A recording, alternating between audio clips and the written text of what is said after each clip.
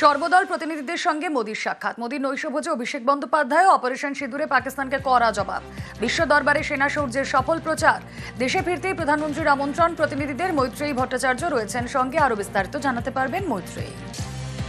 দেখো, যে সর্বদলীয় প্রতিনিধি দল এই অপারেশন সিঁদুরের পর একাধিক থেকে সর্বদলীয় প্রতিনিধি দল পাঠানো হয়েছিল এবং তারা ইতিমধ্যেই বিভিন্ন দেশ ঘুরে সেখানে অপারেশন সিঁদুর এবং পাকিস্তান সম্পর্কে ভারতের কি অবস্থান সেটা স্পষ্ট করে দিয়ে এসেছেন। তাদের এই ভিজিট শেষ হওয়ার পরই প্রধানমন্ত্রী আজ সন্ধ্যেবেলায় 7 নম্বর লোককল্যাণ মার্গে তার বাসভবনে নৈশভোজের আহ্বান জানিয়েছিলেন তাদেরকে এবং তাদের সঙ্গে এখনো পর্যন্ত যেটা জানা যাচ্ছে যে একেবারে ইনফর্মালি কথোপকথন হয় যে কি ধরনের তাদের ভিজিট ছিল এবং সেই ভিজিটে তারা তাদের এক্সপেকটেশন ছিল এবং তারা কেমন অভিজ্ঞতা হয়েছে তাদের, সেই সমস্ত কিছু শেয়ার করেন প্রধানমন্ত্রী নরেন্দ্র মোদী। এবং বৈঠকে এই যে নৈশভোজের আহ্বানে সাড়া দিয়ে আজকে উপস্থিত রয়েছেন সেখানে অভিষেক বন্দ্যোপাধ্যায়। বেশ,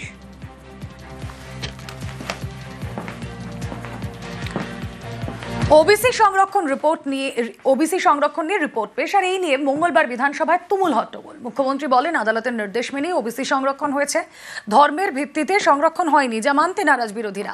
বিরোধী দলনেতার দাবি ওবিসি সংরক্ষণের নামে আসলে সংখ্যালঘু তোষণ হচ্ছে।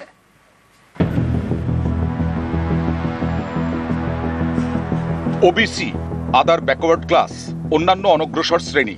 সম্প্রতি ওবিসি সংরক্ষণ নিয়ে নয়া বিধি এনেছে রাজ্য। সংরক্ষণ বেড়েছে, নতুন অনেক গোষ্ঠীকে ওবিসি তালিকায় যুক্ত করা হয়েছে। মঙ্গলবার এ নিয়ে বিধানসভায় রিপোর্ট পেশ করে রাজ্য সরকার। মুখ্যমন্ত্রী বলেন 2024-এর 22 মে ওবিসি নিয়ে অর্ডার দেয় কলকাতা হাইকোর্ট। 113টি কাস্টকে বাদ দেওয়া হয়। এর জেরে বাংলার একটা বিশাল সংখ্যক পড়ুয়া ও চাকরি প্রার্থীদের অসুবিধে হয়। 117টি শ্রেণী ওবিসি তালিকাভুক্ত হওয়ার জন্য আবেদন করে। পরবর্তী সময়ে হাইকোর্টের নির্দেশ অনুযায়ী নোটিশ ইস্যু করা হয়। এটা আমরা আইন অনুযায়ী করেছিলাম। গত 8ই মে রাজ্য সরকার নতুন ওবিসি ক্যাটাগরি ইস্যু করে। 3রা জুন ওবিসি সংরক্ষণ 7% থেকে বাড়িয়ে 17% করা হয়। ধর্মের ভিত্তিতে সংরক্ষণ হচ্ছে বলে প্রচার করা হচ্ছে, এটা সম্পূর্ণ ভুল। ওবিসি সংরক্ষণের সঙ্গে ধর্মের কোনো সম্পর্ক নেই। বর্তমানে আমাদের রাজ্যে 140টি ওবিসি ক্যাটাগরি আছে। এর মধ্যে 49টি ওবিসি এ এবং 91টি ওবিসি বি। আরও 50টি ক্যাটাগরির জন্য সমীক্ষা চলছে। সিপিআইএম আমলে কোনো সমীক্ষা হয়নি।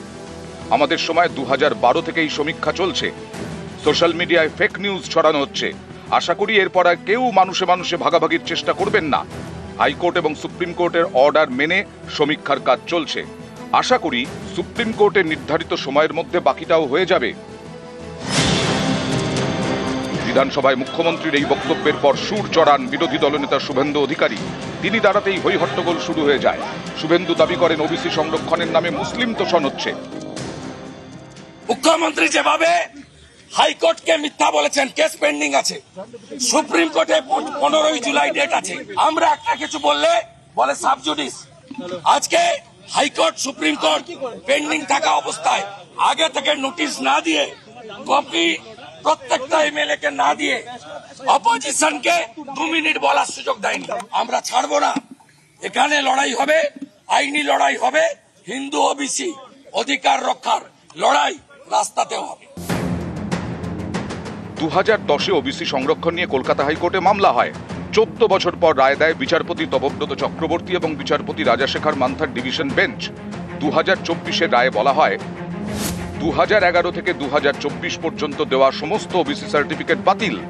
এই রায়ে ওবিসি তালিকা থেকে বাতিল হয় 66টি গোষ্ঠী। একে চ্যালেঞ্জ করে মামলা হয় সুপ্রিম কোর্টে। শীর্ষ আদালত কিন্তু হাইকোর্টের রায়ে স্থগিতাদেশ দেয়নি। ওবিসি চিহ্নিত করতে নতুন করে সমীক্ষা শুরু করে রাজ্য। সেই রিপোর্টের ভিত্তিতে নতুন ওবিসি বিধি চূড়ান্ত করা হয়। হাইকোর্টের রায়ে বাতিল হওয়া 66টি গোষ্ঠীর মধ্যে 2টির নাম বাদ গেছে। বাকি 64টি গোষ্ঠীর সঙ্গে আরও 76টি গোষ্ঠীকে যুক্ত করা হয়েছে।